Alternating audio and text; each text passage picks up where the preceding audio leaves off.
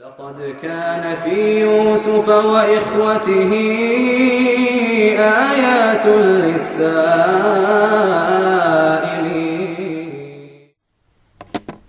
بسم الله الرحمن الرحيم.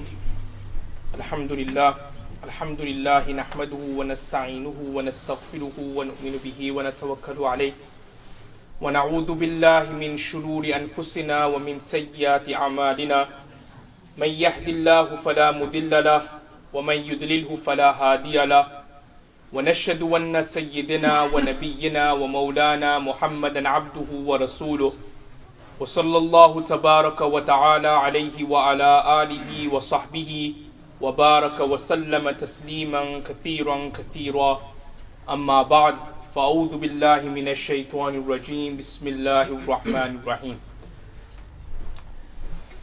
We concluded last week's lesson by looking at the incident, by looking at the moment when Sayyiduna Yusuf alayhi salam was admitted into prison. The day Sayyiduna Yusuf alayhi salam was admitted to prison, two other people also entered the prison as well. One of them was the Saqiul Khamar, the cupbearer of the king, and the other was the Khabbaz, the Tabbah, the cook of the king. And these two, the Saqiul Khamar, the cupbearer, and also the cook, they have both been accused of trying to poison the king. So their case was under investigation, was under review, and because of that reason, they also went to prison as well. Now, prison life is not actually a very nice place. Prison is not a place where youngsters or Muslims in particular should aspire to. Unfortunately, what the case is nowadays is that many of our Muslim youth, they think that they've achieved something by going into prison. But actually, someone who's noble, someone who's pious, prison life or prison is not something which is nice.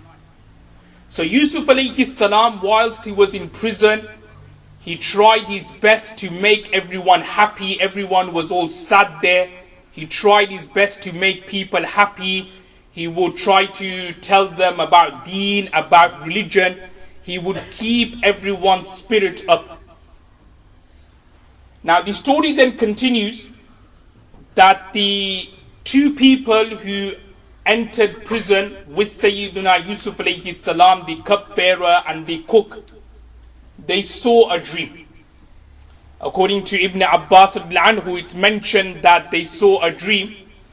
Whereas according to another very famous companion, Abdullah bin Mas'ud anhu, he is of the opinion that they did not see a dream, but they just kind of made up something. They just like made something up, and they came to Yusuf alayhi salam and they said that, "Oh Yusuf, we saw a dream." Now you may be thinking to yourselves that why on earth the cupbearer and the cook would make something up and then go to Yusuf alayhi salam and tell him that we saw a dream. Now it's similar to the reason I mentioned in last week's lesson about when the Jews came to Rasulullah sallallahu alaihi wasallam and they wanted to check or verify whether Rasulullah sallallahu alaihi wasallam is a true prophet and a messenger of Allah.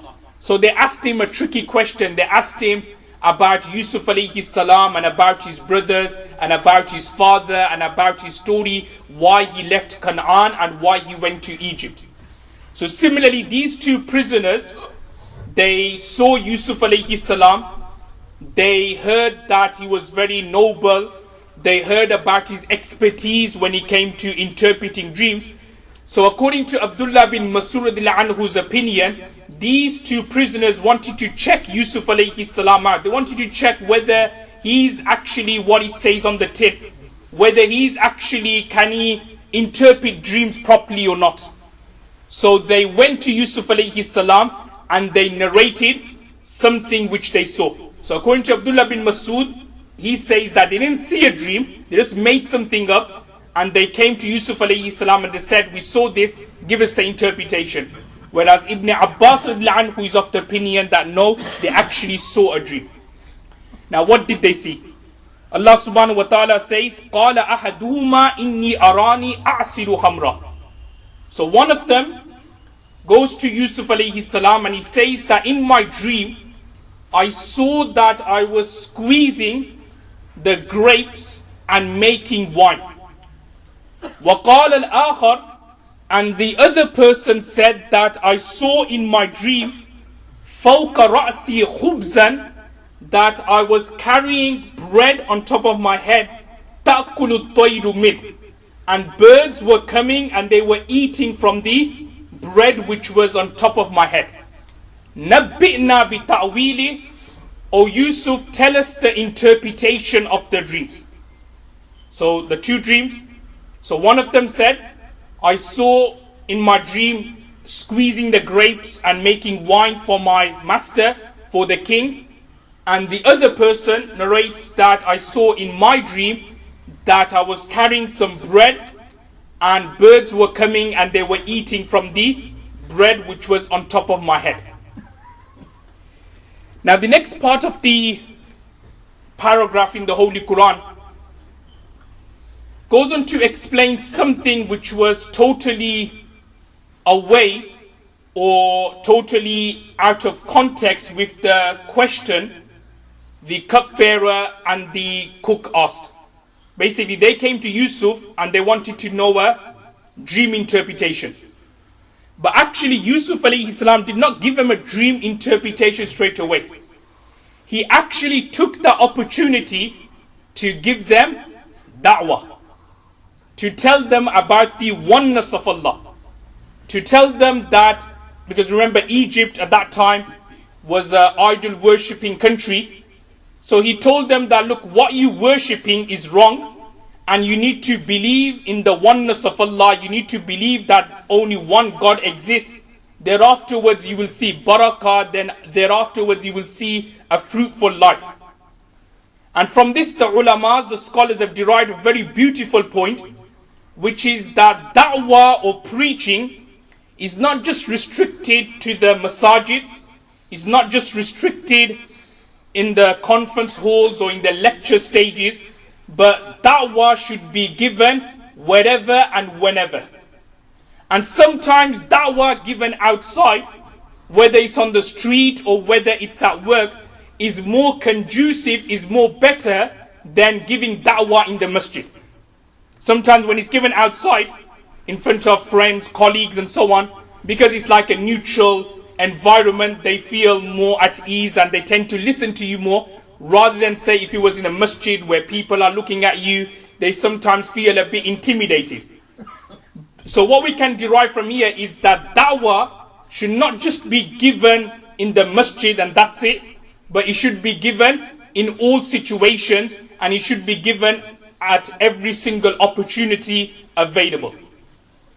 Now sometimes this is like more nasiha and advice for the imams and the scholars. Now sometimes what happens is that people, they will come to you for questions. People come to me for questions, whether it's brothers about marital issues, sisters about marital or divorce issues. What this particular paragraph is telling us is that we shouldn't just give them the answer. We shouldn't just give them the answer, shake their hands and say, okay, I'll see you next time. But what this paragraph is telling us is that we should actually take this opportunity to give them da'wah. Because look, when they've come to you for a problem, whatever you tell them, they're going to do. So that is the best opportunity, the best time to give them da'wah and to bring them more closer towards Deen. Many times it happens when sometimes brothers they phone, sisters they phone and say, well, husband's giving me talaq or husband's giving me divorce. So obviously I give them the answer, whether divorce has happened or not. I give them the answer that this is what you need to do. But thereafterwards I always ask the question that, brother or sister, how punctual you are in your namaz. And the answer I will generally get is, well, Mufti Saab, once a day, twice a day. Some brothers will say, sometimes at Jummah. sometimes at Eid. Now, if brothers and sisters are not regularly praying their salah, how on earth do you expect there to be barakah and blessings in your marriage? How on earth do you then expect there to be barakah and mercy from Allah subhanahu wa ta'ala in your dealings? How on earth then do you expect there to be barakah at home? It is obvious that you're going to be going through difficulties in your marriage. It is obvious that you're going to be going difficulty through father and son and mothers and daughters. Why? Because you're not praying salah. Because there's no barakah at home. There's no blessings at home. There's no spirituality in your iman. How on earth is there going to be any barakah and blessings? So sometimes when people come for questions, we shouldn't just give them the answer, shake their hands, say Jazakallah, Khuda Hafiz, and then just send them out of the door. But instead what we should do, take the opportunity to give them da'wah, tell them about deen, tell them about religion, tell them about the importance of salah, about the importance of zakat, about the importance of fasting, the importance of following the Quran and following the sunnah of Rasulullah sallallahu alaihi wasallam. And because remember at that time, they will listen to what you say. Because they've reached the level and the lowest ebb. So they'll listen to what you say. Obviously it doesn't mean that you take advantage of them. But no, they listen to you, so you use that moment to give them da'wah, try to bring them towards deen. So exactly in this case here, the two people that came, Yusuf alayhi salam could have just given the interpretation and said, Bas Jazakallah, see you tomorrow. But instead, Yusuf alayhi salam took the opportunity to give them da'wah, tell them about deen, tell them about Allah subhanahu wa ta'ala, to refrain from shirk. After he gave the advice and the nasiha and he gave the da'wah, thereafterwards Yusuf alayhi salam then gave the interpretation of the dream. And the interpretation Yusuf alayhi salam gave was that one of you, amma ahadukuma, one of you will continue squeezing the grapes for his master. In other words, one of you will be alive and one of you will continue what you were doing.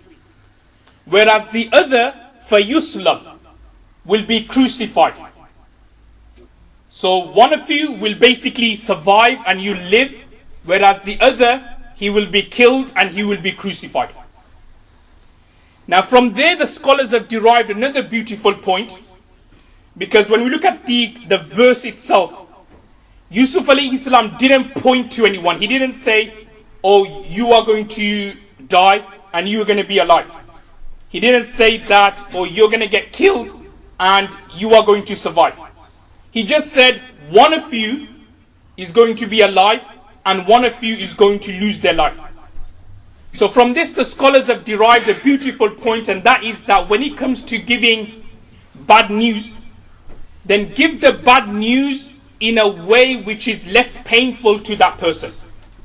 I.e., don't be very blunt and straightforward in giving or conveying the bad news. Give the news, but give it in a way which is not painful, which is not harsh, and which is not blunt for that individual. So in this very example here, Yusuf alayhi salam, he gave the interpretation. He said one of you will survive, the other one will be crucified, but he didn't exactly say who it was. Now the story continues that as Yusuf alayhi salam predicted, the cook was convicted of trying to poison the king. He was found guilty, he was killed, he was crucified. Whereas the cupbearer, he was found to be not guilty in trying to poison the king, and he got let off. He was freed from prison, and he then continued with his old job in terms of squeezing the grapes and making wine for the king and for his master. On the way out of prison, Yusuf alayhi salam said to the cupbearer that, can you put a good word in for me to your master? In the Rabbi. In other words, say something nice about me. Say there's this person, Yusuf, in the prison. He was wrongly convicted of trying to seduce his master's wife, i.e. Zulaykha, which we touched on in last week's lesson. And he's wrongly been convicted. He's in prison now. he's a very nice person, he's a very noble person. Put a nice word in for me to your king. So the cupbearer promised Yusuf alayhi salam that, yes, definitely I will. Then the verse continues by Allah subhanahu wa ta'ala saying, فَأَنْسَاهُ الشَّيْطَانِ ذِكْرَ رَبِّهِ. That shaitan made that person forget to put a good word in for Yusuf alayhi salam in front of his master. فَلَبِثَ فِي السِّجْنِ بِضْعَ سِنِينَ. And Yusuf alayhi salam remained in prison for a number of years. Now a question arises, or if you just think for a moment, some of you may be thinking that how on earth could that cupbearer forget about Yusuf alayhi salam? Now I'll give you an example. If it's, say, like for example a masjid, or just say a place where people come in and out, just say like a masjid or supermarkets or stores or grocery stores and shops and so on, people come in and out. You meet someone, you say hi, hello, you just get to know them a bit, and then afterwards he goes, you go your separate way. You don't have any contacts or relations with that person anymore. But when you say, for example, being in a place together for many, many years, I'll give you an example of a boarding school, like a madrasa, where you're with students, 200 students, 300 students, 400 students, and you're there for 10 years of your life. You may lose contact with that person, but you won't forget him. You know, if that person was a roommate for 10 years, you're not going to forget him, are you? You may lose contact, but you're not going to forget him. You know, there may be someone in your class, you may lose contact, but you're not going to forget him. Now the question arises here is that in prison, remember, you're in a prison, so it's not like they could go anywhere. So they built, obviously there was a connection there between Yusuf alayhi salam and this cupbearer. As I was explaining before, Yusuf alayhi salam was the person who was trying to keep everyone's spirit up in prison. He was trying to be kind, he was trying to give da'wah to all the people who were there. So you may be thinking that how on earth could the cupbearer, and it was because of Yusuf alayhi salam's dream interpretation that was the catalyst for the cupbearer to leave prison. How on earth could the cupbearer forget about Yusuf? Alright, fair enough, there's no contact, but how on earth could he just forget about him? So the answer, which is mentioned in the books of Tafsir, the reason why he forgot, it wasn't like he intentionally forgot. Allah subhanahu wa ta'ala made him forget. Why? Why did Allah make that cupbearer forget? Is to teach Yusuf alayhi salam a lesson. And what was the lesson here? The lesson is that he, being a prophet and a nabi, should have asked Allah subhanahu wa ta'ala, should have prayed to Allah, oh Allah, can you take me out of prison? And he shouldn't have asked an ordinary person like a cupbearer, or can you sort it out, can you take me out of prison? So because of that reason, Allah subhanahu wa ta'ala made that cupbearer forget. So the key or the moral, what we can understand, or the scholars have derived from here, is that whenever we are in trouble, we should always resort to Allah subhanahu wa ta'ala, not to anybody else. I'll just mention a point here. Like obviously sometimes brothers, sisters, they always mention this, or Mufti Sahib, we make dua, but we find our dua never being accepted. You know, people say that, you know, our duas are never accepted. Now scholars have written that if you want your duas to be accepted, when you make dua to Allah subhanahu wa ta'ala, you should make dua in such a way that only Allah can help you. Only Allah can do it for you. The problem is that we may be going through some financial problems, say for argument's sake. We do dua to Allah, that Allah, can you ease our financial burden? But back of our mind, we then think to ourselves, oh, you know what, I'll borrow £100 from my brother, and then I'll pay off the bill. Or I'll borrow £200 from such and such a person, and I'll pay off the bill. Then in that situation, in that way, Allah's going to not take out your financial burden. So when you pray to Allah, whatever is for, whether it's financial problems, whether it's marital problems, whether it's other problems, you should always pray to Allah, ask Allah, as He's the one who's going to sort you out. There's nobody else. If you do dua to Allah, but at the back of your mind, you have that belief that somebody else will sort you out, then that dua will never ever be accepted. So exactly here with Yusuf alayhi salam, that Allah wanted to teach him a lesson because he's a prophet, he's supposed to show examples for others, that he shouldn't have asked an ordinary person to help him or to sort him out, but instead he should have asked Allah subhanahu wa ta'ala. Now the story continues. As I mentioned in last week's lesson, that Yusuf alayhi salam was in the care or was in the house of the finance minister. Afterwards there was that incident which led him to go to prison. But remember, the finance minister, and I think I did mention this point last week as well, he's not the king of Egypt. He was just like a minister who was in charge of the finance and the treasury. The king of Egypt, his name was Rayyan bin Walid. Rayyan. So he was the king of Egypt. So the story continues that this king of Egypt, one night he sees a dream. And in his dream, he sees 7 fat cows and 7 lean cows, skinny cows. So he sees 7 fat cows and 7 lean cows. And he also sees that these 7 lean cows are eating up the 7 fat cows. He also sees in his dream 7 green ears of grains and 7 dry ears of grapes. So 7 green ears, in other words, like fresh grains, and 7 dry ears of grapes. So he sees that in his dream. So the following morning, he asks all his ministers that yesterday night I saw this dream. Is there any one of you who could interpret this dream for me? So they all replied by saying, Adghathu ahlam. Oh, you don't have to worry. It's just like a mumble jumble of a dream. There's no interpretation. It's one of those like dreams we sometimes have after a long night. So, just like we see random things and so on. So they were saying to the king that, look, you don't have to worry. This is one of those mumble jumbles of a dream. There's no specific or particular interpretation for this dream. Now the cupbearer, who remember saw a dream which Yusuf alayhi salam interpreted, which came out to be true.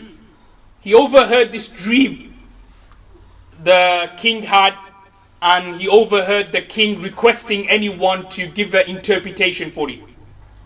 So the cupbearer, he then approaches the king and he says that if you allow me, if you permit me, if you allow me, I will get the interpretation of this dream for you. I will go to someone and I will get this interpretation. So the king allowed the cupbearer. The cupbearer, he went to Yusuf alayhi salam and he asked him for the interpretation of that dream. Now subhanallah, when we look through the Quranic verse, when that cupbearer came, Yusuf alayhi salam didn't say anything to him. He didn't say to him that, oh, by the way, you're supposed to sort me out, where's he gone? Now before you're gonna, take me out of prison, before you're gonna sort me out and do something for me, is he like that now? Nothing like that. Yusuf alayhi salam gave the interpretation straight away. And we call those people who remind others of their favors as mannan. And it's mentioned in a hadith of Sahih Muslim, La yadkhulul jannata mannanun, which means that somebody who reminds people of their favors will not enter Jannah. So you've done a favor to someone, then you'll get the reward in the hereafter.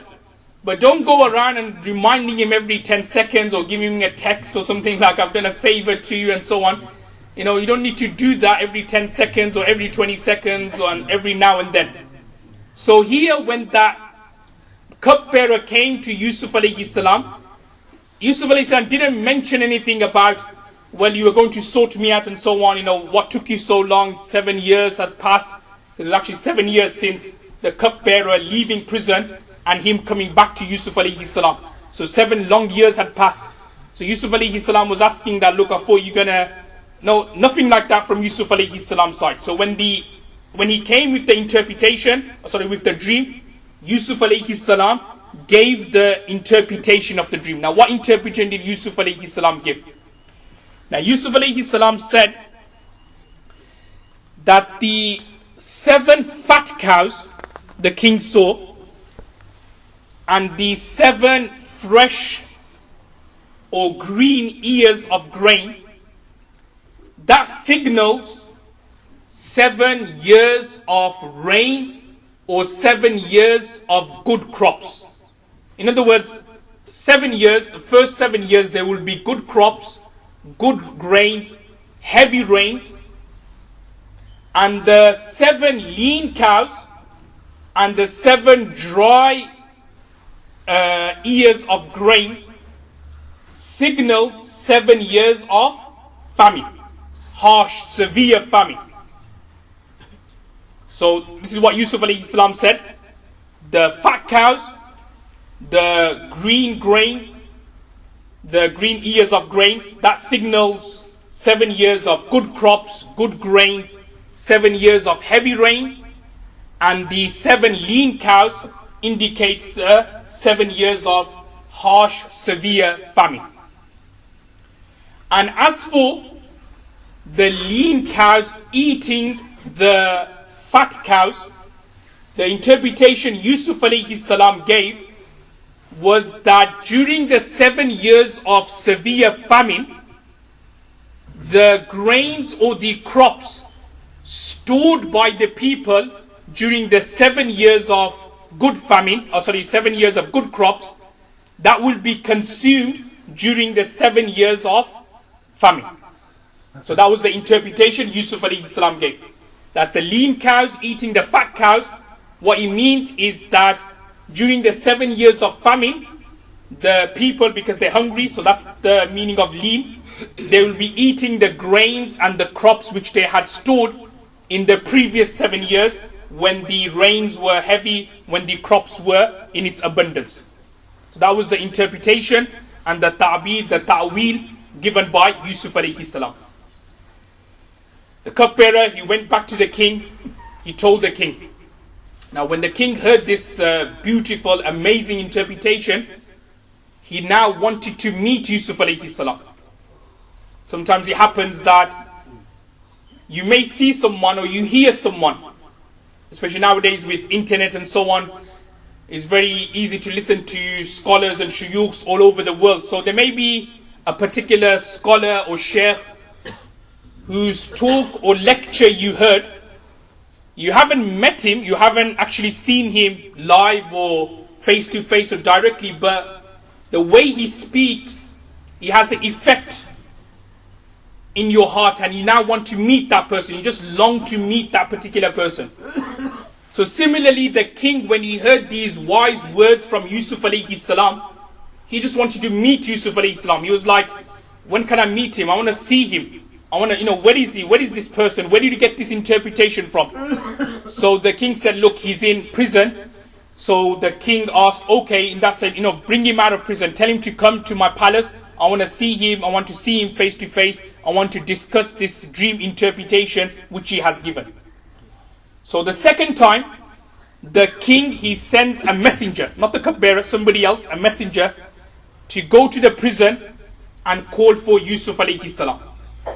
But subhanallah, Yusuf alayhi salam, again, his patience and sabr, he doesn't leave.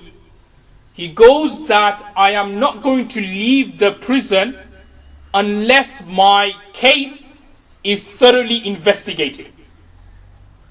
Unless my case, what was his case? His case was him being wrongly, or him being accused, I should say, of trying to seduce Zulaykha. He wanted that to be thoroughly investigated. And he goes that when that is thoroughly investigated, only then I will leave prison and then I'll come and see your king. Otherwise, I'm going to be here. And this led to one of a very famous hadith. Rasulullah sallallahu alaihi wasallam said, it's a hadith of Tirmidhi, that Rasulullah sallallahu alaihi wasallam said that if I was in the position of Yusuf alayhi salam and the messenger of the king had called me, had summoned me for my release, I would have gone. I would have accepted that call. But Yusuf alayhi salam, his sabr was of a next level, that he did not accept that call for his release. He said that I will only leave the prison until my case is thoroughly investigated. Only then I will leave the prison. Now you may be thinking that, why did Yusuf alayhi salam take that particular option? Because as I was explaining before, that prison life is not something which is a nice place, especially for a prophet like Yusuf alayhi salam. He should never ever be in a prison. So you may be thinking that if Yusuf alayhi salam is in a prison, somebody's come and is basically telling him to leave prison, why didn't he leave straight away? Why was he adamant that no, I'm going to stay here until my case is thoroughly investigated and examined? Now the reason why Yusuf alayhi salam didn't want to leave straight away is because Yusuf alayhi salam knew that the king was going to give him a very high responsibility, was going to make him basically a minister, a finance minister. And Yusuf alayhi salam didn't want to take that responsibility with this storm in the background. Oh, he was the one who tried to seduce Zulaykha. And sometimes it happens nowadays as well that even though there may be someone who may have committed a mistake before, he's done tawbah and so on, but then when he is then given a responsibility, people still talk about what he did 10 years ago. People still talk about what he did 20 years ago. So they don't look at the responsibility or the job he's doing. They look at, what he did 20 years ago, or what he did 30 years ago, or he was a druggie 30 years ago. How can we trust him, and so on. So here Yusuf alayhi salam, he knew that I was going to be made a finance minister, so I didn't want to take this responsibility, but people in the background talking behind my back that, he was the one who's trying to tempt, Zulaykha, trying to tempt his master's wife whilst the master wasn't there, and now look at him, he's got the job of the master. His master, who was a finance minister before, he's got his job and he's got his responsibility. So because Yusuf alayhi salam, he wanted a clean slate. He didn't want anyone to pick any holes. And that's why when we look at Rasulullah sallallahu alaihi wasallam's life, from the very beginning, Rasulullah sallallahu alaihi wasallam never ever committed shirk. Allah kept him away from shirk. Rasulullah sallallahu alaihi wasallam never ever drank alcohol, even though alcohol was allowed. He never ever drank it. At the very beginning we're talking about. They find nothing about Rasulullah sallallahu alaihi wasallam, nauzubillah, stealing or committing adultery. Why? Why did Allah subhanahu wa ta'ala keep Rasulullah sallallahu alaihi wasallam away from these things?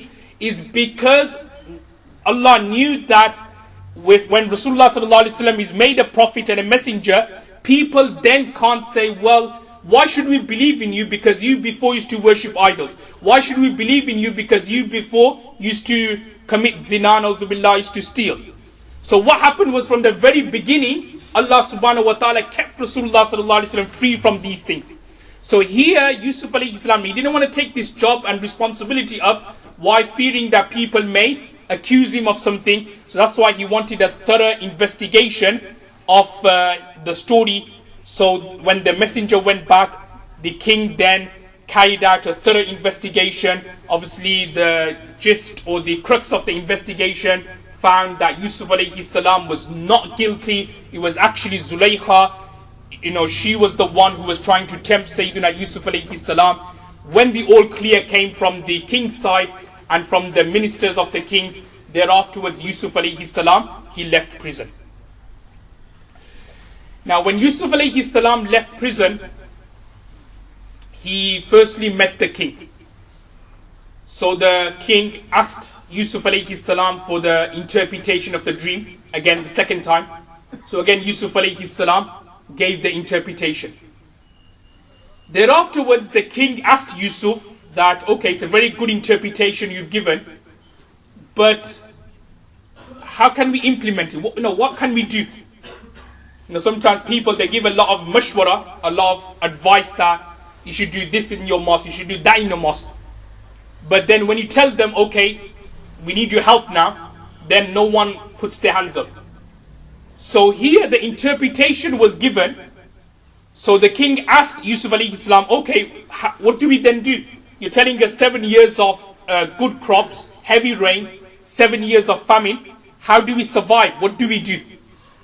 So Yusuf alayhi salam then gave a mashwara, a beautiful advice. He said that during the 7 years of heavy rain and good crops, firstly, we have to make sure that every landowner cultivates on every single part of his land. Cultivates on every single juz and part of his land. Now what I mean by that, sometimes it happens that, just say if a person, if he owns a strip of land from here until the end of this room. So sometimes what they do is that they only use half of their land for cultivating, and the other half they just leave it. Sometimes we do a bit of gardening at home, in the garden, so we don't use the entire garden for cultivating, just like at the back somewhere we use a bit of land for gardening. So sometimes landowners do this, that they don't use their entire land for cultivating. So Yusuf alayhi salam said that, look, because these 7 years is going to be good rain, good crops, we have to, cultivate to its maximum. So he said that every landowner has to cultivate every single part of his land. Also, he gave advice that when they cultivate, then a certain percent they should keep themselves, and certain percent they should then give it to the Egyptian government, to the treasury, the Baytul Mal if you want to call it. So a certain percent should go there. Thereafterwards, Yusuf alayhi salam then said that those who are poor, those who are needy, they could come to the central treasury, to the Baytul Mal, and we would give them some grains and crops free of charge. And anyone who comes outside of Egypt wanting food, wanting grains and crops, we will give it to them, but we will charge them a nominal fee. So that was the advice given by Yusuf alayhi salam. That we take the crops, the grains, we store it, they themselves will store it, we will store it in the central treasury. Anyone from Egypt who comes, we'll give it to them for free, and anyone who comes from outside Egypt, we will charge them. So again, when the king heard this particular mashwara, he was over the moon. It was amazing. Because, and obviously Yusuf alayhi salam being a prophet, it was all from Allah subhanahu wa ta'ala. And only Allah can give wise words. Only Allah subhanahu wa ta'ala can give wise rulings. So when the king heard this, he was like totally amazed, shocked. Amazed and shocked about, wow, what wise words of wisdom. But thereafterwards, he then asked Yusuf alayhi salam another question that, okay, you've, mashallah, said some nice words here. You've given us a nice procedure, a nice system. But who's going to look after it? Who's going to maintain it? Who's going to be responsible for it? Who's going to make sure that the owners are cultivating every single part of their land? Who's going to make sure that they are giving some percentage to the Egyptian government? Who's going to make sure that when the poor people come, we're going to give them something, and people from outside come, we're going to charge them? Who's going to make sure that everything is running smoothly? Because as I explained before, people give nice advice, but it's how you're going to implement all that. Do we have the manpower to implement all this? Who's going to be the responsible person? So when that question came, Yusuf alayhi salam then said, Ij'alni ala khaza'in al-ard inni hafizun alim. That, O king, make me responsible. I'll be in charge. I'll be the finance minister. I'll be in charge of this public treasury. I will make sure that everyone is cultivating their land to their maximum. I will make sure that the poor and the needy get crops and grains. I will make sure that if anybody comes from outside Egypt, I will charge them and I will give them crops and grains. I will take the responsibility. Now from here, a couple of points I would like to discuss or mention. Number one is, there is a hadith, a very famous hadith, Sahih Muslim, also from Sunan Abu Dawood and Sunan Tirmizi, that Rasulullah sallallahu alaihi wasallam has said that no one should ask for a responsibility. No one should ask, say for example, to be the minister, or to be the imam, or to be the leader, or to be like the prime minister of a particular country or organization or chairman, whatever. No one should ask for that role or responsibility. And then the hadith goes on to say that if he is given that role by asking for it, then Allah subhanahu wa ta'ala's unseen help will not come to him. In other words, Allah will not help him. However, if he is given a role of being an imam of a masjid, or being being a minister or a prime minister or chairman and so on and so forth, he is given that role without asking for it, without desiring for it, but the people made him the imam, or the people made him the chairman.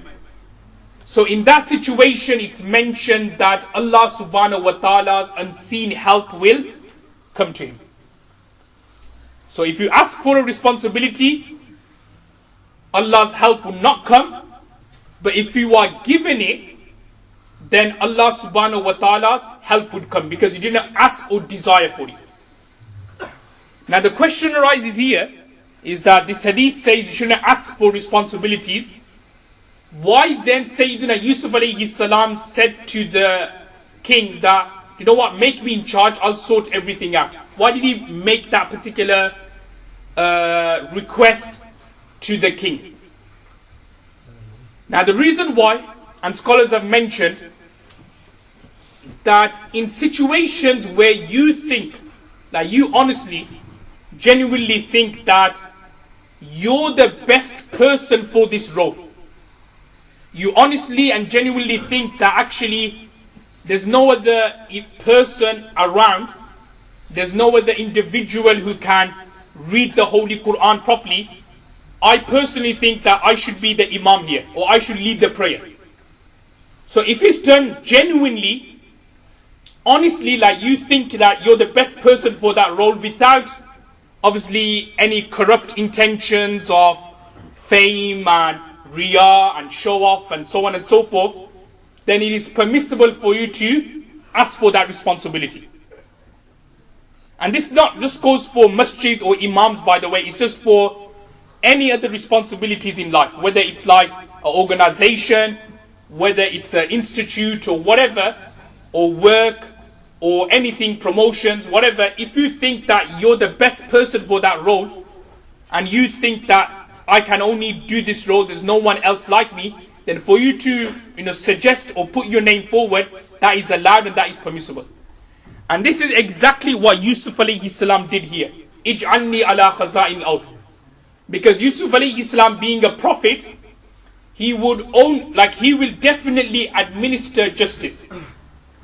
Because as you can imagine, and it happens in particular in poor countries in Africa where there's a lot of famine, that what happens is that the rich people during famine always oppress the poor.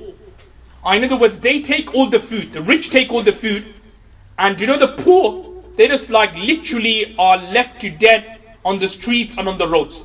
We see this like in African countries in particular, where most of the people are dying out of poverty. The rich, they've got so much food and so much money, they live in the palaces, nothing's affected them. But the poor, they're just dying on the streets.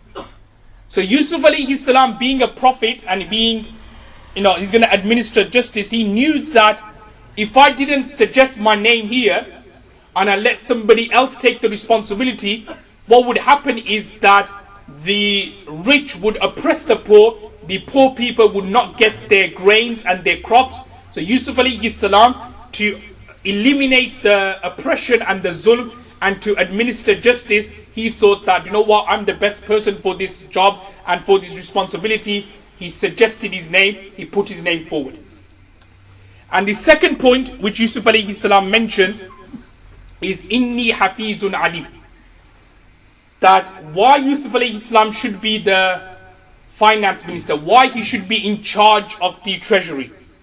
Because he is Hafiz, he is a protector, a caretaker. In other words, he's not going to waste the wealth. And Alim, and he is also knowledgeable as well. In other words, he knows what to buy, he knows how to spend it. And remember, these two qualities, Hafiz and Alim, should be the qualities of nowadays modern day trustees of a mosque. Now, trustees in a mosque who look after the money and the donations and the waqf money, they should have these two qualities. They should be Hafiz. In other words, because what unfortunately happens with donation money, waqf money, is that people treat waqf money as not their own. So in other words, what I'm trying to say is that at home, they won't put the heater on. They won't put the radiator on. Why? Because it'll cost. But when it comes to the masjid, they'll put the radiator on full blast. Why? Because it's not their money, it's everybody else's money. So that is wasting money. You're not Hafiz then. So you have to be Hafiz, you have to be careful there that when it comes to mosque related issues, you don't waste the wealth. Because it's everybody's property, it's not your property, it's not your mal, it's his, it's that sisters there, it's that brothers there. People who may not be living in this area, but they may have donated for this masjid, it's their property as well, they've got a right as well. So you can't waste waqf money, you can't waste donation money. So you have to be a Hafiz, you have to be a protector, and also you have to be Alim as well. And what I mean by Alim is in terms of you know where to spend it. Sometimes people are quite very careful when it comes to waqf money, but they don't know where to spend it. So they just look at the mosque and think, oh, this needs a bit of painting here, so just buy some paint and just do a bit of painting there. Or this needs here. They don't think where the money is required first. So these are the two qualities which trustees of masajid should kind of develop within themselves. That is Hafiz, being careful when it comes to where they spend it, not to waste the waqf money. And number two, they have to have knowledge in where to spend it and how to spend it. So these were the two qualities of Yusuf alayhi salam. Therefore, he put his name forward, and the king Rayyan bin Walid, his full name is, he then accepted Yusuf alayhi salam and then made him part of his cabinet, you could say, and he was his finance minister. Now some of you may be thinking, well, last week didn't we read Zulaykha's husband being the finance minister? Where on earth did he go? What happened to him? So basically, the finance minister, Zulaykha's husband, whose name was Kitfir, he actually passed away. So there was this post vacant in a way. And after Yusuf alayhi salam was made the finance minister, the king decided, or the king, well, we won't say decided, that would be a bit more forceful, but he kind of suggested to Yusuf alayhi salam that you might as well marry Zulaykha. Because obviously Zulaykha before was married, and obviously she liked you, she tried to seduce you, tempt you and so on, but as her husband has passed away, you might as well marry her. So he goes on to mention that Yusuf alayhi salam and Zulaykha got married. They had two sons. One was called Ephraim, and through the progeny of Ephraim you have a prophet called Yusha bin Nun alayhi salam, and he had another son called Masha, and he also had a daughter, Yusuf alayhi salam, whose name was Rahma, and Rahma was the wife of Hazrat Ayyub alayhi salatu wasalam. So Ayyub alayhi salam's wife was Rahma, and I think it's a story you will look at later on, or a prophet you will look at later on in the series. Now just one particular point about Yusuf alayhi salam and Zulaykha, that when Yusuf alayhi salam married Zulaykha, he loved Zulaykha a lot. So before marriage, it was Zulaykha loving and liking Yusuf alayhi salam. But after marriage, it was Yusuf alayhi salam loving and liking Zulaykha, whereas Zulaykha wasn't giving that same love and like back to Yusuf alayhi salam. So once Yusuf alayhi salam said to Zulaykha that, look, before we got married, you were after me. Now we got married. This is a lawful nikah, lawful relations. And now, I like you, I love you, but you're not showing that same love and like back to me. So Zulaykha replied by saying that after I married you, I now love Allah subhanahu wa ta'ala more than you. Because obviously she now became a wife of a prophet, and through that way her connection with Allah subhanahu wa ta'ala became stronger, because of which she now loves Allah subhanahu wa ta'ala more than Yusuf alayhi salam. So that's one point about Yusuf alayhi salam and Zulaykha. Now the story continues that as Yusuf alayhi salam mentioned or predicted that 7 years there was good crops, heavy rains, and the next 7 years it was very, very harsh, severe famine. People from Egypt were coming to this newly made public treasury, the Baytul Mal, to collect grains and crops. Even people from outside, where the famine had spread, were coming to Egypt to collect grains and crops. Now the famine was so severe that it spread all the way to Canaan, where Yaqub alayhi salam and his 10 sons were. And news also reached them that in Egypt there's a person, a very nice person, a very kind minister, who if you go to him, he gives you 1 camel load of grains. So in other words, that you give him a bit of money, a bit of cash and gold, the finance minister of Egypt will give each person 1 camel load of grains. So this news reached Yaqub alayhi salam and to his 10 sons. Now what happened was that after Yusuf alayhi salam had allegedly been eaten by the wolves, Yaqub alayhi salam became attached to Binyamin, Yusuf alayhi salam's real brother. So Yaqub alayhi salam said to the other 10 sons that, look, you go and get some grains and crops for us, and I'll keep Binyamin back here and I will look after him. So the 10 brothers, they traveled from Canaan and they went to Egypt, and they go to this public treasury where they see Yusuf alayhi salam.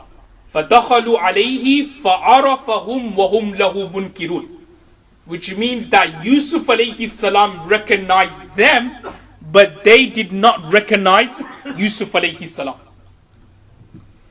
Now Ibn Abbas radiallahu anhu says that 40 years had passed. Yusuf alayhi salam was thrown into the well when he was 7. So 40 years had passed since the moment when he was thrown into the well and this first meeting of the brothers and Yusuf alayhi salam.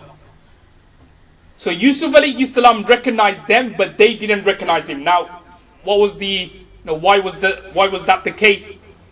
Obviously, 2 reasons scholars have mentioned. One reason is that the ministers in those days, when they would speak to people, they would have a kind of a metal veil over them. They will have a kind of metal covering over them. So Yusuf alayhi salam was able to see the brothers and recognize them, but they weren't able to see Yusuf alayhi salam properly because of that metal veil, and they couldn't recognize him. So that's one opinion some scholars have mentioned. Or another reason, another simple reason could be that, remember, they threw Yusuf alayhi salam into the well when he was a baby, a 7-year-old kid. And now Yusuf alayhi salam was 47 years old. So as you can imagine, from a 7-year-old child growing up to a 47-year-old man, there's going to be a lot of difference, isn't there, in terms of color, in terms of certain things will probably be the same, but in terms of features, there's going to be a drastic change. Say, then if it was a person who you last saw when he was 50, or when he was, say, 40, and now you see him when he's 80, more or less the features will be the same. But for a child, growing from a young boy into a young man or an old man of 47 years old, the features going to change dramatically. So therefore Yusuf alayhi salam was able to recognize them, but they weren't able to recognize Yusuf. Now Yusuf alayhi salam, he recognized them, but he wasn't sure. So he wanted to ask some questions just to make sure that are they really his brothers. So they asked him, you're not Egyptians, are you? Because you're talking to me in Hebrew. So they said, yeah, we're not Egyptians.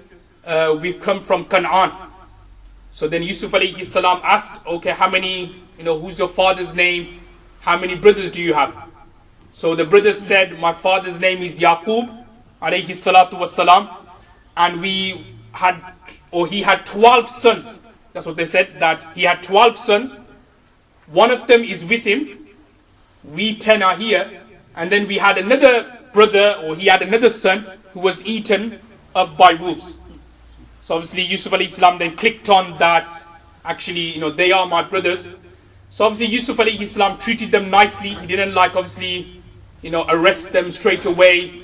He just treated them nicely. He said, okay, fair enough. And he gave them nice places to stay in his court, in his palace. And then afterwards, Yusuf alayhi salam, he said that I will give you the grains and the crops, but next time you need to bring Binyamin with you. Otherwise, if you don't bring Binyamin, فَلَا كَيْلَ لَكُمْ, there will be no measurement for you, i.e. there will be no crops or grains for you. So I'm giving it to you this time, but you need to bring Binyamin next time, otherwise no crops, no grains. And then Yusuf alayhi salam told one of his workers that the money or the gold or the jewelry they gave to buy the grains and the crops, put it back into their bags. So put it into their bags, and then obviously they'll take their bags without them realizing that we've done that, and they also take the grains and the crops as well. Now you may be thinking to yourself that why did Yusuf alayhi salam do that for in particular? Why did he say to the workers to give back their money? Now again, there was wisdom behind that. Yusuf alayhi salam, if he had taken money from them, they could use that as an excuse that when they returned back, look, we want to go back to Egypt with Binyamin, but we got no money. So we can't do anything. We have to just stay here. But he returned the money back and gave them free grains and crops with the intention that they'll have no excuses for not coming back. They can't use money as an excuse now. Because obviously if he had taken their money, then when they go back to Canaan, they could say, well, we want to go back and take Binyamin, but we got no money, we've got no gold and jewelry. So how on earth are we going to buy more crops or more grains? We just have to stay here. So what he did was that he returned he returned the money, the jewelry back with the intention that then they've got no other excuse for not coming back. They'll have to come back now because he promised, he gave them free crops and grains, and he's also returned their money back, so then they will have to come back to obviously purchase or to take more grains and more crops. So that was the wisdom behind Yusuf alayhi salam returning the money. Now when the brothers, they took the crops, the grains, they went to Yaqub alayhi salam. They said to Yaqub alayhi salam that look, the finance minister, he wants to see Binyamin. And he said, and he warned us that look, if we don't take Binyamin, then that's it, there's no more crops for us anymore. So Yaqub alayhi salam at first said, or he kind of said that look, I don't want to send him with you because you promised me with Yusuf alayhi salam that you are going to bring him back. So I don't have any peace or safety that you are going to return Binyamin. So the brothers kind of promised and so on that, no, definitely this time we will bring Binyamin. Then they opened their bags and they saw the gold and the jewelry which they had given to purchase the grains and the crops. They saw the gold and the jewelry in the bags. So then they said to Yaqub alayhi salam that look how kind this minister is. He's not going to harm Binyamin. look, he's so kind, he gave us so much grains and crops. On top of that, he's returned our gold and jewelry back. Look how kind this person is. He's not going to hurt a fly, let alone hurt Binyamin or do anything sinister against Binyamin. So Yaqub alayhi salam said to these sons that, okay, I will let Binyamin go with you, but the condition is that you need to take a pledge. And the pledge is that you are going to bring Binyamin back, illa ayyuhata bikum, unless something happens, i.e. unless you are overpowered. In other words, unless like you die or you get killed or something happens that you can't bring Binyamin back, that's okay. But I want you to take a pledge that you are going to try your utmost best to return Binyamin back to me. So the brothers, they took this pledge. Thereafterwards, Yaqub alayhi salam gave the sons another beautiful advice, nasiha, and he said to the sons, La tadkhulu min babin wahidin. That this time when you enter Egypt, don't enter Egypt through one gate. Don't, all of you, all 10 of you, or all 11 of you, sorry, don't go into Egypt through one entrance.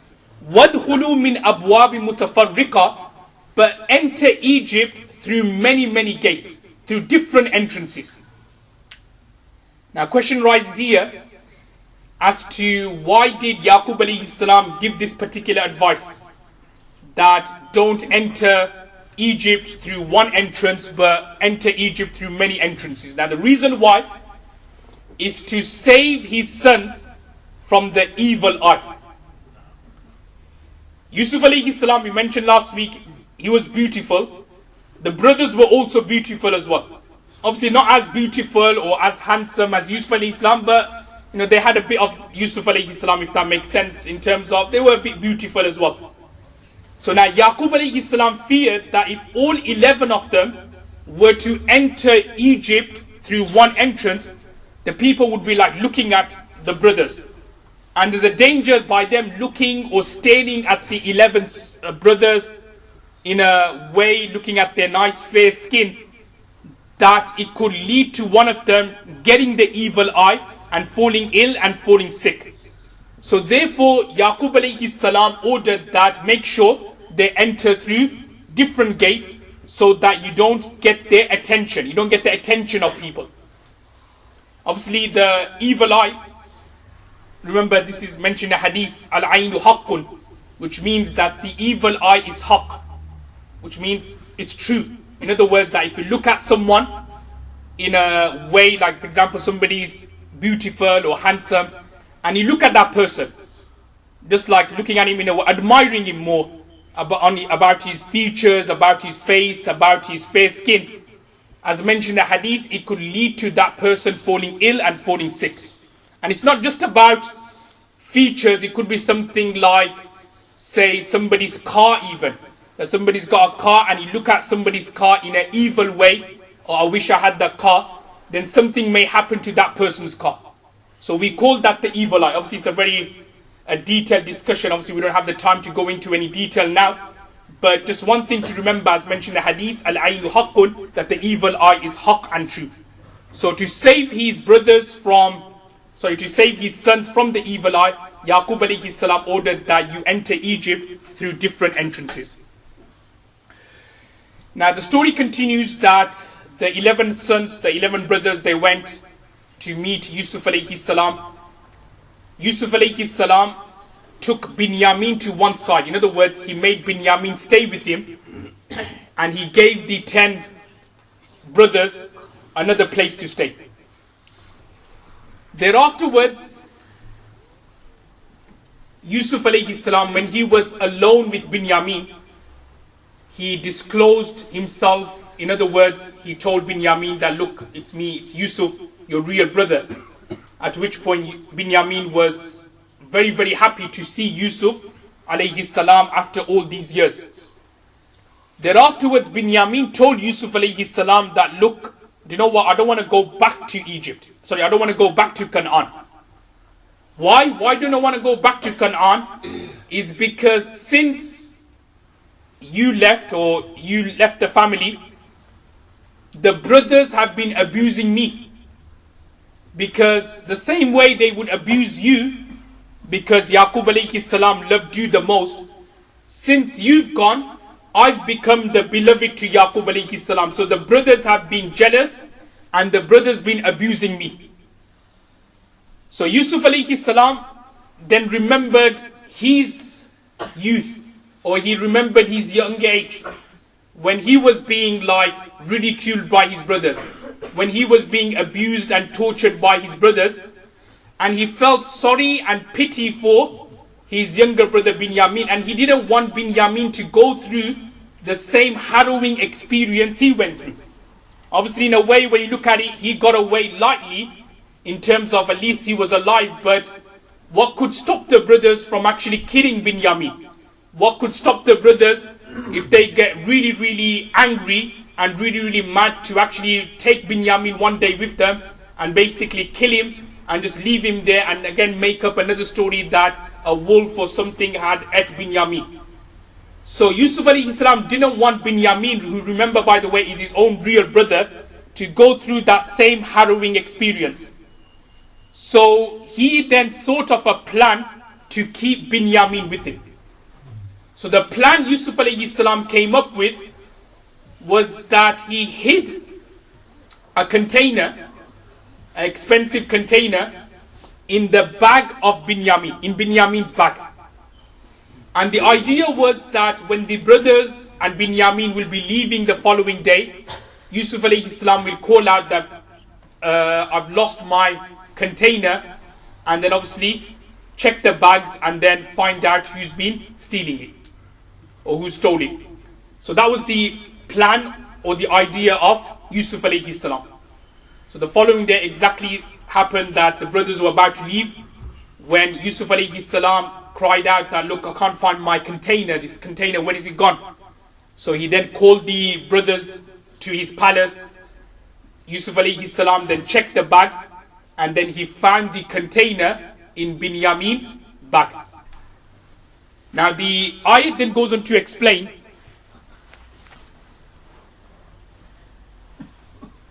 مَا كَانَ لِيَأْخُذَ أَخَاهُ فِي دِينِ الْمَلِكِ, which means that Yusuf alayhi salam would not have been able to keep Binyamin according to the law of Egypt, according to the Egyptian law. Now what does that mean? Basically, a couple of points here. Egyptian law dictated that if somebody is caught stealing, you just lash him a few times. Thereafterwards, what he stole, so just say if he stole something which was worth £10, he will have to give a financial penalty double of what he stole. So he stole something worth £10, he will have to give £20, and then that's it, he's released. But according to the law of Yaqub alayhi salam, or Yaqub alayhi salam Sharia, was that anyone who is caught stealing, that person, the sadiq, the thief, is made into a slave of the person who he stole from. So that's what this particular text is telling us, that Binyamin wouldn't have been able to keep, Yusuf alayhi salam wouldn't have been able to keep Binyamin according to Egyptian law, because Egyptian law would have said, or just beat him up a bit, and after he pays the penalty, just free him. So Yusuf alayhi salam said to the brothers that, look, I'm not implementing Egyptian law here, I'm implementing your own Sharia, the Sharia of your father, Yaqub alayhi salam, which is that if a thief is caught, he's made into a slave, he's made into a gulam. So therefore, Yusuf alayhi salam, he then kept Binyamin. And he said, look, I'm not going to release him, I'm going to keep Binyamin. Now obviously you can imagine that the brothers, they were like shocked, and also there was that thing in the back of their mind that, look, we promised our father Yaqub that we're going to bring him, we're not going to make any story of this time, we're definitely going to bring him back. But this has happened. So they were like frustrated, they were agitated, they said, look, king, take one of us, and release Binyamin. Take one of us, and we are more stronger than Binyamin. Whatever you want us to do at home in your palace, we'll do it. Take one of us, but at least release Binyamin for the sake of their father. So Yusuf alayhi salam was saying that, look, how can I do that? I'll be committing zulm and oppression, that I'm convicting someone other than the actual thief. So the brothers were very frustrated, they were agitated, which led to them saying that, look, that if if Binyamin had stolen, if we don't believe that he did do this, but if he had done it, then look, it's not his fault. There's a precedent here. And the precedent is that his brother, i.e. Yusuf alayhi salam, had stolen before. فَقَدْ سَرَقَ أَخُ لَهُ مِنْ قَبْلِ, i.e. his brother, Yusuf alayhi salam, had stolen before. Now what is this particular line is explaining? What's he trying to say? Basically what the brothers were saying is that, look, Binyamin didn't steal. Look, you need to forgive Binyamin for this. He didn't steal. But if you are saying that he did steal, again, it's not his fault. He had a real brother called Yusuf. He once stole before, and I think he's probably learnt it from him. Sometimes it happens that in a family, if there's a brother who messes around, who's into drugs and so on, and then he's got a younger brother who does the same, we kind of say, well, oh, he's learning it from his brother, or his brother's teaching him, just forgive him. So exactly here that the brothers were saying that, look, first and foremost, we don't believe that he stole, but if he did, there's a precedent here in terms of he had a brother before called Yusuf, and he stole, so I think perhaps he's probably learnt it from him. So just forgive him, he's only a young child, he's only a young person. It's actually his brother Yusuf who kind of taught him how to steal. Now this obviously leads to a question here that, okay, did Yusuf alayhi salam actually steal?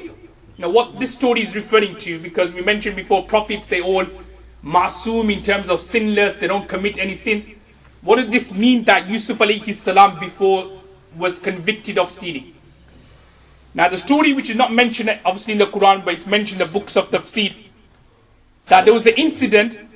Yusuf alayhi salam, he did not steal, but the brothers, obviously they had nothing, no straws to clutch onto. They kind of made the incident, it was a true incident, but Yusuf alayhi salam was innocent, but they kind of attached that blame to Yusuf alayhi salam. And the incident, just very quickly, what happened was that according to certain scholars or certain mufassirin, when Yusuf alayhi salam was born, then obviously Binyamin was born, Yaqub alayhi salam's second wife, who I mentioned in last week's lesson, whose name was Rahil, she passed away. So what happened, Yusuf alayhi salam was being looked after by his paternal aunt. In other words, Yaqub alayhi salam's sister. So she was looking after Yusuf. Now because Yusuf alayhi salam was such a beautiful baby, that she didn't want to give up Yusuf alayhi salam. So even when Yaqub alayhi salam, the father, was asking for his son back, the auntie was saying, no, I don't want to give him back. But obviously she had to give him back, because obviously he's the father, he had more rights over Yusuf alayhi salam than the actual auntie herself.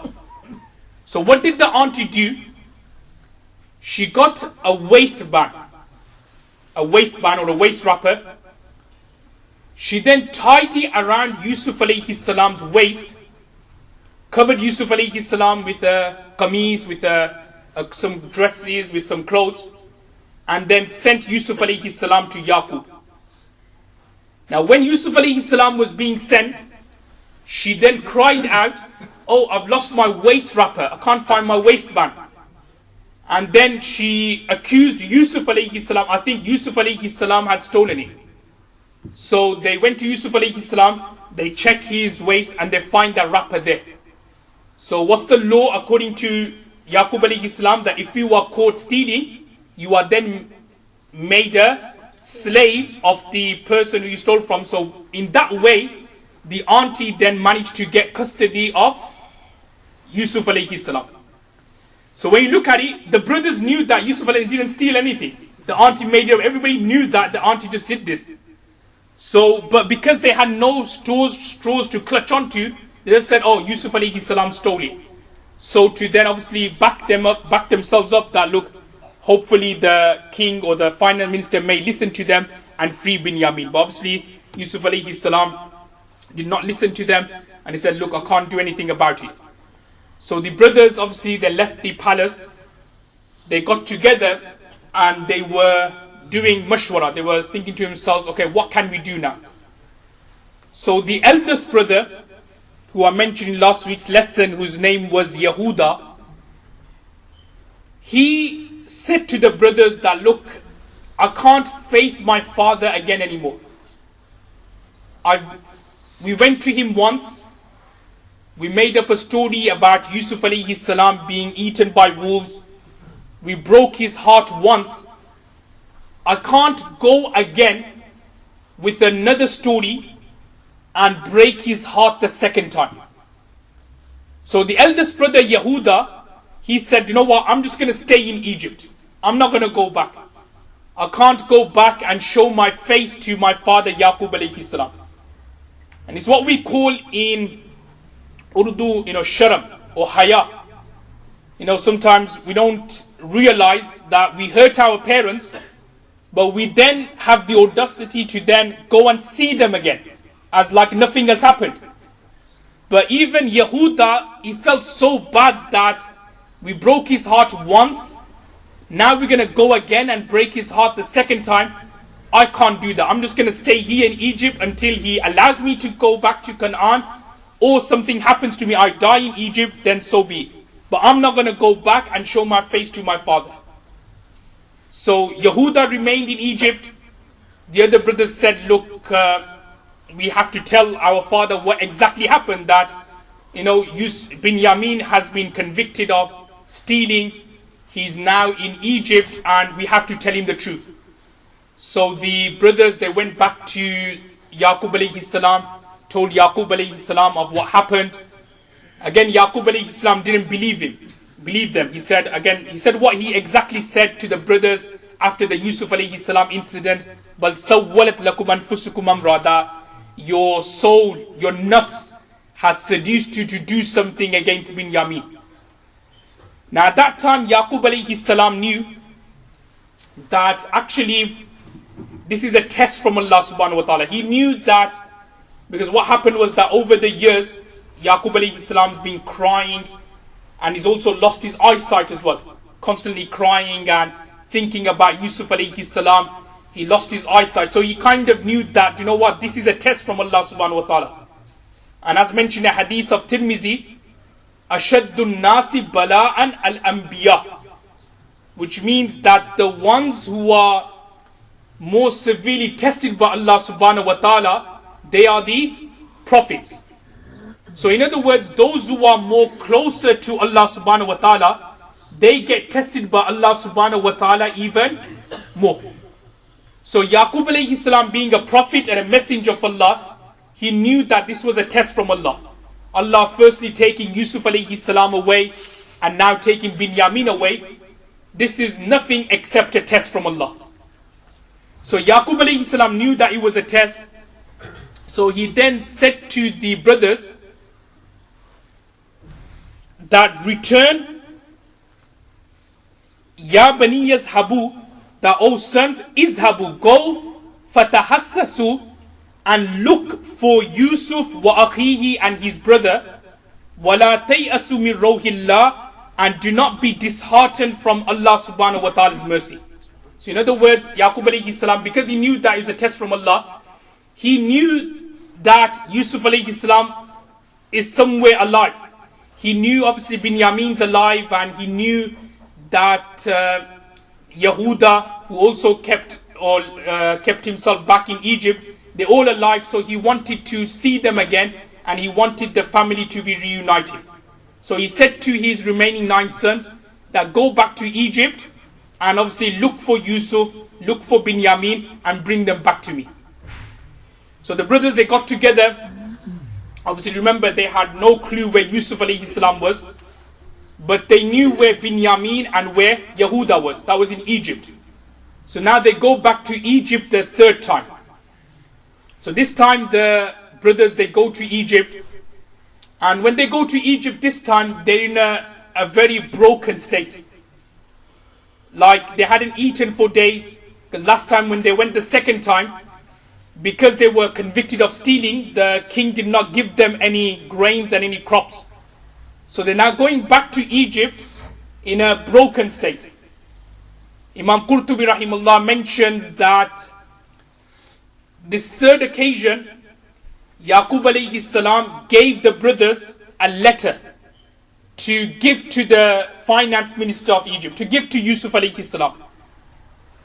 And in this letter it's mentioned, Yaqub alayhi salam wrote himself, that in this letter it's mentioned that we, our family, is a family who has gone through many hardships. My great-grandfather Ibrahim alayhi salam was thrown into the fire.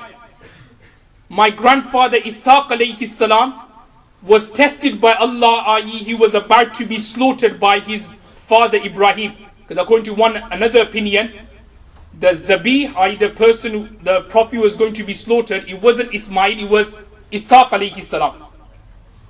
And then Yaqub alayhi salam wrote about himself that I have been tested by my first son Yusuf alayhi salam, and I lost my eyesight because of him, and now I've lost another son, Binyamin, accused of stealing and thieving.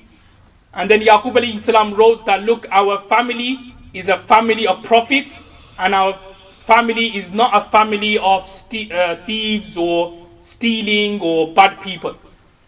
So when Yusuf alayhi salam read this particular letter, tears flowed from his eyes, and he thought that, look, this is the time when I think I should disclose the secret to the brothers. So he then said to the brothers that, can you remember what you did to Yusuf alayhi salam? Or can you remember what you did to Yusuf? So the brothers, they were taken aback by this question. Yusuf, how on earth does the finance minister, how on earth does the Aziz and Misr know about Yusuf alayhi salam? Yusuf alayhi salam is a secret which only us, 10 of us, and Yusuf alayhi salam knows.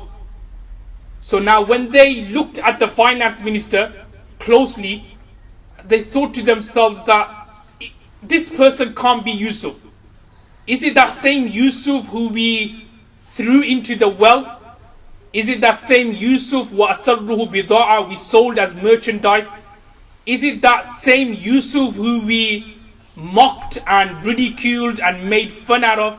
Is it that same Yusuf who saw a dream of the 11 stars and the sun and the moon prostrating in front? Is it that same Yusuf who we kind of made him the butt of all jokes, and now he is the finance minister of a country like Egypt? It can't be the same Yusuf.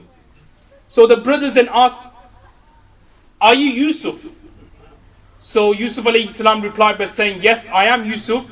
He, I Binyamin, he is my brother. And then قَدْ مَنَّ اللَّهُ عَلَيْنَا, and indeed Allah subhanahu wa ta'ala does man, i.e. ihsan, i.e. goodness upon us. And he then goes on to say that إِنَّهُ مَن يَتَّقِي وَيَصْبِرْ, that those who fear Allah subhanahu wa ta'ala and those who are patient, وَيَصْبِرْ, then Allah subhanahu wa ta'ala rewards them. So that was the moment when, Yusuf alayhi salam told the brothers. You could imagine that the brothers were taken aback, they were shocked, they asked for forgiveness from Yusuf alayhi salam. Obviously it's coming up later on that Yusuf alayhi salam said that, look, it wasn't your fault. What you did to me, it wasn't your fault. Again, this is Yusuf alayhi salam's amazing characteristic akhlaq, that he was saying even then he didn't take revenge. Even then he wasn't saying it was your fault. He was saying that this was just between shaitan. Shaitan got between you guys and me. It was shaitan who caused the hatred and the hasad and between me. So he told them not to worry about it. He told them that, look, we need to get our father Yaqub alayhi salam here. Then afterwards, Yusuf alayhi salam, as I mentioned in last week's lesson, he took out the qamis from that tube, and he then gave that qamis to the brothers to then give it to Yaqub alayhi salam. Yusuf alayhi salam telling the brothers that, look, go and take this to Yaqub alayhi salam, tell him to wipe his face with it, and his eyesight will return. So that was as I explained, this qamis, it was the qamis which Ibrahim alayhi salam had when he was thrown into the fire. It passed from generation to generations all the way up to Yusuf alayhi salam. It's mentioned in some books of tafsir that Yehuda, the eldest son, he took this qamis, he took this shirt back to Yaqub alayhi salam. Why? What's the significance behind that? Is because it was Yehuda, the eldest son, who took the qamis smeared with blood of Yusuf alayhi salam the first time. So because he broke his heart, he broke the heart of his father Yaqub alayhi salam the first time, he wanted to now please his father by taking the qamis of Yusuf alayhi salam. Now he then goes on to explain that the qamis was then taken, Yaqub alayhi salam's eyesight was returned. Thereafter preparations was made to take Yaqub alayhi salam and his entire family. So not just only the brothers, but also the brothers' wives, their children, everyone. They all went to Egypt, and in Egypt they met Yusuf alayhi salam. Thereafterwards, the brothers, they then fell into prostration. They fell into prostration, and that is the interpretation of the dream Yusuf alayhi salam. So I mentioned last week's lesson, Inni ra'aytu ahada ashara kawkaban, 11 stars, the sun and the moon. They were prostrating in front of Yaqub alayhi in front of Yusuf alayhi salam. Thereafterwards, Yusuf alayhi salam reminded his father that, look, this is the interpretation of the dream. This is the dream which I saw, and this is now the interpretation. Obviously, the story concludes there. Obviously, what happened afterwards is not mentioned in the Holy Quran, but it's mentioned in the books of tafsir that thereafterwards, well, it's mentioned that 80 years, that was the difference, the time span from Yusuf alayhi salam being thrown into the well and Yaqub alayhi salam meeting him. The brothers met him after 40 years, but 80 years was the time limit between Yaqub alayhi salam last seeing Yusuf alayhi salam and meeting Yusuf alayhi salam again. And it's mentioned that Yusuf alayhi salam, he passed away at the age of 120. He passed away at the age of 120. Yaqub alayhi salam passed away before, and when Yaqub alayhi salam passed away, he told Yusuf alayhi salam that, look, I don't want to be buried in Egypt. I want to be buried in Canaan with my father Ishaq alayhi salam. So it's mentioned in the books of tafsir that when Yaqub alayhi salam passed away, his body, his coffin was taken all the way back to Canaan, and he was buried there.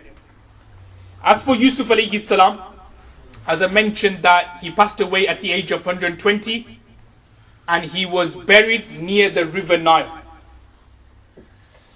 Now he then goes on to explain that when Musa alayhi salam was taking the Banu Israel out of Egypt and into Palestine, Sham, Syria area, Allah subhanahu wa ta'ala ordered Musa alayhi salam to dig the grave of Yusuf alayhi salam near the river Nile and take his body and coffin to Canaan or to Palestine, and then bury him alongside Ishaq alayhi salam and his father Yaqub alayhi salam. So this is what Musa alayhi salam did. So when they were leaving Egypt, when they were being chased by the Fir'aun and his army, so they took the body of Yusuf alayhi salam and they buried Yusuf alayhi salam alongside his father and his grandfather Ishaq alayhi salam. So remember, that is the story about Yusuf alayhi salam. Remember, what we can understand from here is the importance of sabr and patience. As Allah says, that as long as you have taqwa and piety and you fear and you have sabr, then inshallah Allah subhanahu wa ta'ala will reward you. May Allah give us the tawfiq to act on what has been said. Wa akhiru da'wan alhamdulillah.